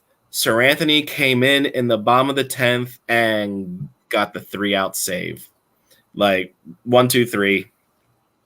It's very clear that he needs to be the closer moving forward, and hopefully Thompson saw that. We didn't get to find out though, because after winning the first 4 games, the Phils did not complete the 5-game sweep. Which, I mean, winning 3 or 4 in the road ballpark is hard, let alone 5. They lost 9-3, which ended a 5-game winning streak. Zach Eflin left with soreness after the 2nd inning, but they believe that he'll be okay. You mentioned Juan Soto earlier, Andrew. Soto had a 3-run homer in this game.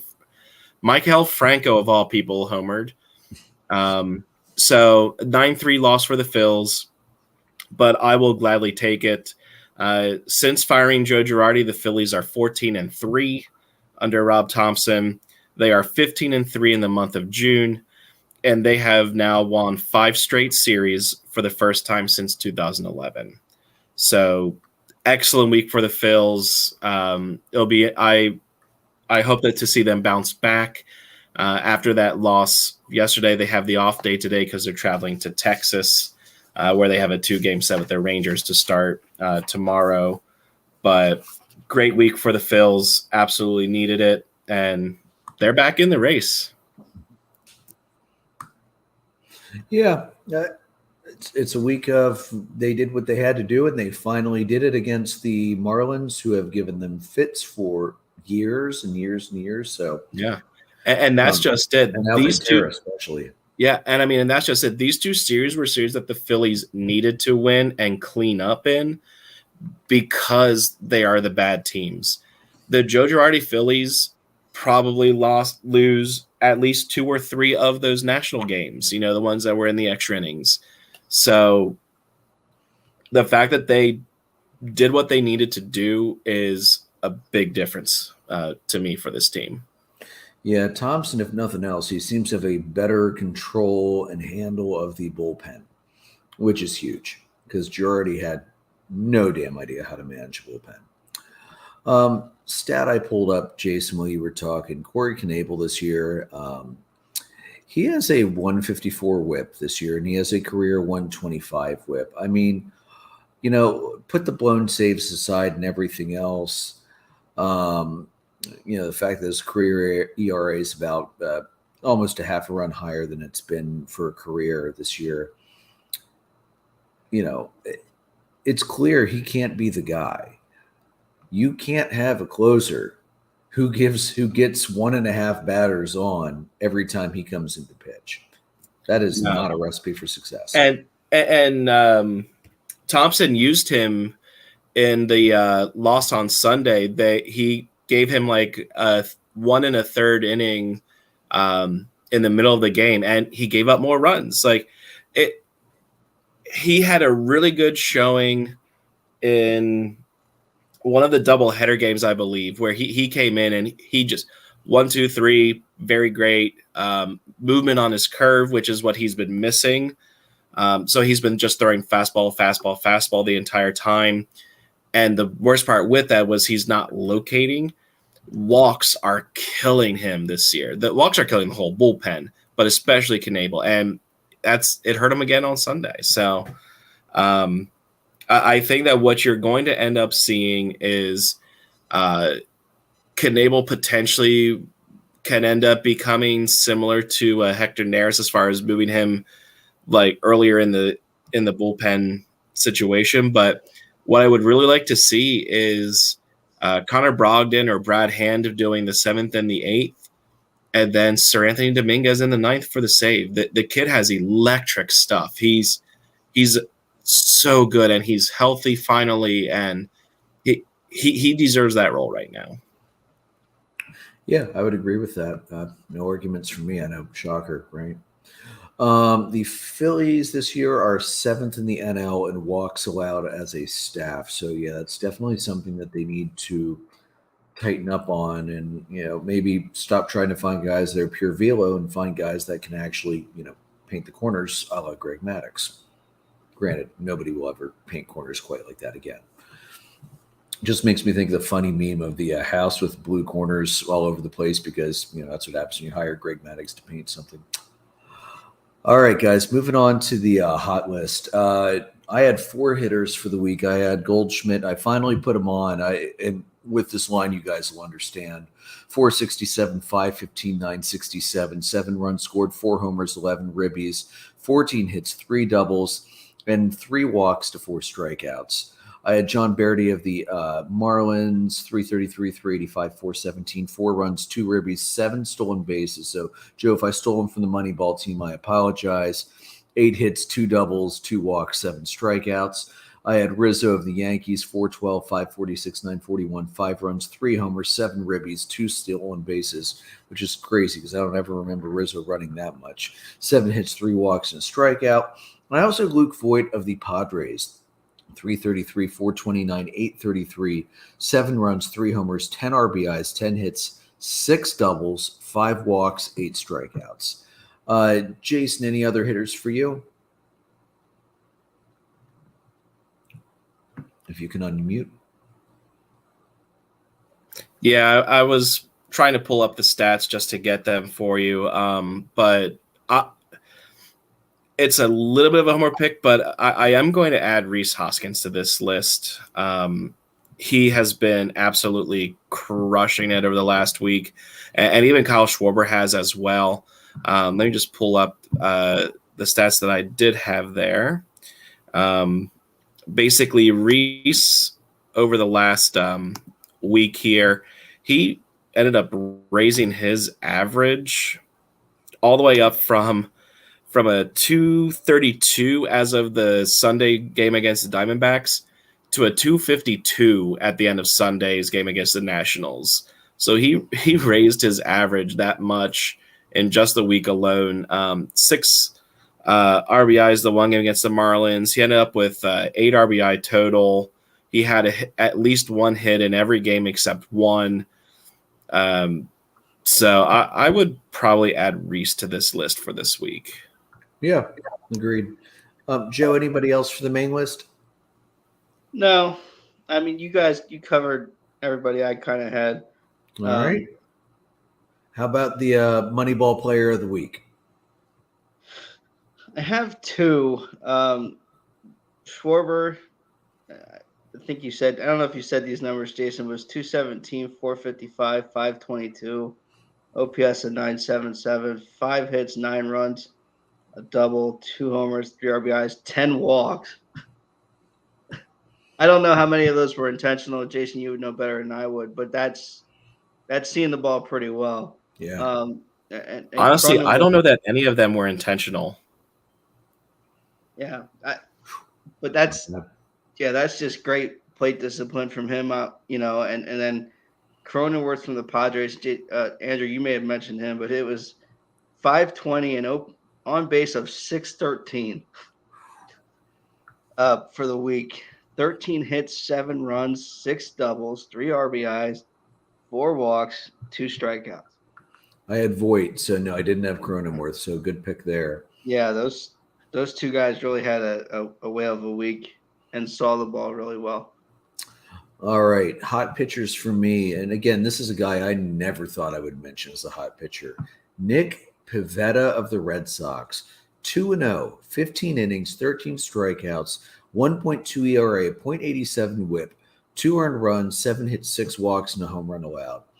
I also had Chris Bassett of the Mets, 1-1, 14 2/3, 16 strikeouts, 1.88 ERA, 0.77 whip, 3 earned runs, 8 hits, 3 walks.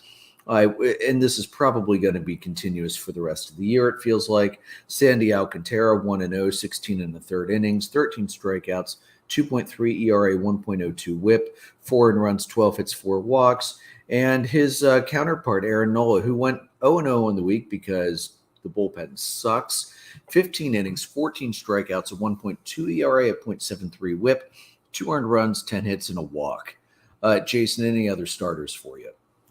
No, I was really glad to see that you had Nola on this one because I know we tend to also kind of look at the wins aspect of it, but it is absolutely a crime that Nola did not get any wins this week. Yeah, he got screwed. He was fantastic. Yeah, I mean, and even Zach Wheeler had a great week. I don't have his stats right away because to me, I felt that out of the two, Nola was the one that I would have gone with first. Wheeler only had one start last week. He was pretty far down the list. There was a lot of good pitching last week. Yeah, he did only have the one. But yeah, because he went 7, 4 hits, one run. So, but yeah, Nola was just fantastic, and Nola has been pitching super well this season. So I'm really excited about the turnaround that he's having. It'd just be nice if he got some wins with it. Yeah, maybe he'll go from garbage in September to just average in September. That would be an improvement. Joe, any other starters for you for this week? No, but I do want to highlight. Well, I'll just wait until we do the adulting relievers. Gotcha. Yeah, the only other note I had for starters, it would have been a crime not to have both Alcantara and Nola on there the way that game went. An absolute crime not to put them both on there. All right, Joe, it is time for your adulting reliever of the week. Go ahead. So I'm going to give you one reliever who's just had a good week. We mentioned him, Clace from Cleveland, 4 for 4 in save opportunities, 4 innings, 3 hits, a strikeout, a .75 whip, getting it done for Cleveland, for the Guardians. The adulting reliever of the week, though, is Jorge Lopez from Baltimore. 3 for 3 save opportunities, had 4 appearances on the week, 5 1/3, 2 hits, 7 strikeouts, a .38 whip. So Jorge Lopez is my adulting reliever of the week. Yeah, I can't argue with that. That's damn. .38 whip, man. If Knable could have had even double that, he would have had a great week. I can't wait for Sir Anthony Dominguez to eventually be Joe's adulting reliever of the week.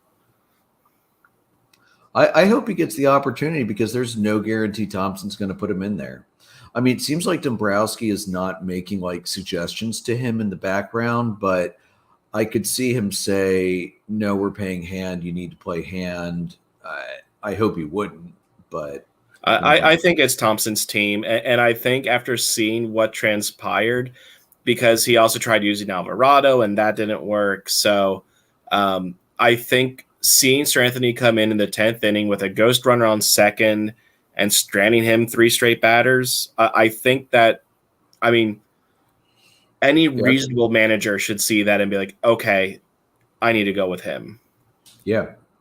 I mean, hell, even if you're going with the hot hand argument, does your hand get hotter than that? I don't think so. All right, guys, hot teams for me. I've got Braves, Phillies, Giants, Yankees, Guardians, a much smaller list than I've had the last couple weeks. Anybody else either you guys have to include? I was not blown away by most of the league over this past week. I didn't have anybody else to really add to that. I was going to put the Cubs on here because they won a series, but they proceeded to lose on Sunday and got blown out 12-1 tonight by Pittsburgh. So forget that. Yeah. Joe, I think if they swept the Braves, Andrew would have had to take them off the hot list. Hell, if they swept the Braves, I would have put the damn Cubs on the hot list, despite the earlier part of the week, honestly. All right, looking at the week coming up, guys. Atlanta's playing every day. Ford versus the Giants. Tonight's Fried versus Webb. By the way, Jock Peterson got his ring tonight. That was pretty cool to see pregame. Strider versus TBA. Morton versus Rodon. Wright versus Wood. Ford versus the Dodgers, Anderson versus Urias, Fried versus Heaney, Strider versus Gonsolin. I'm happy I'm only seeing Ian Anderson's name once and Fried and Strider twice. We're going to find out a lot about Atlanta. Was this hot streak for real, or was it just because they were beating the crap out of the garbage teams? Granted, the Dodgers are not playing phenomenal baseball right now, but the Giants are playing very good. So we're going to find out a lot about Atlanta this week, I think. Cubbies this week on the road all week. Actually, you guys are both on the road all week. Cubbies 4 at the Pirates. Killian versus Brubaker. We already know that did not end well. Swarmer versus Contreras. Thompson versus Thompson, my favorite matchup. And Steele versus Quintana. And 3 at the Cardinals. Hendricks versus Palante if Hendricks is able to pitch. Killian versus Mikolas. Swarmer versus Flaherty. Boy, there's a name we haven't seen in like a year and a half. Welcome back to the majors, Jack Flaherty. Joe, he should be rusty, so you should at least have a better chance than you normally would against him. Phillies also on the road all week. 2 at the Rangers, Gibson versus Perez, Wheeler versus Gray, and then 4 at the Padres, the red-hot Padres, I should say. Suarez versus Gordanola versus Martinez, Eflin versus Snell, Gibson versus Darvish. This is going to be an interesting week for you guys too, Jason, because again, the Rangers, 2-game series don't mean a damn thing in my book. You don't really get a gauge on a team versus a team in a 2-game series.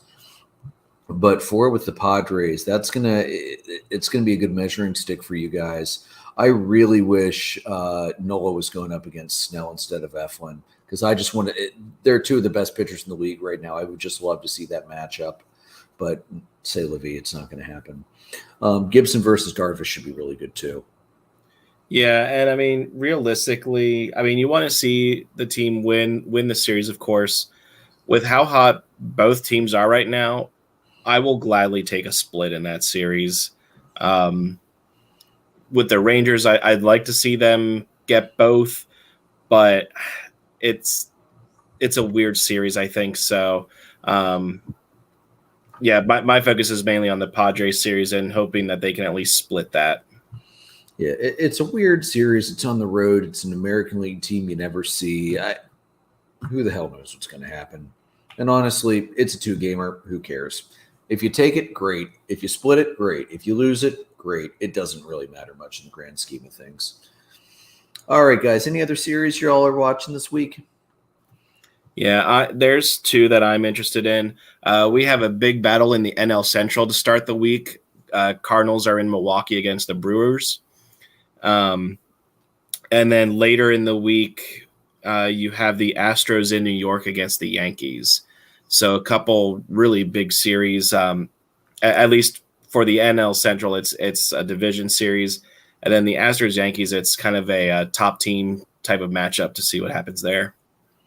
Yeah, that'll be good. Joe, anybody else for you?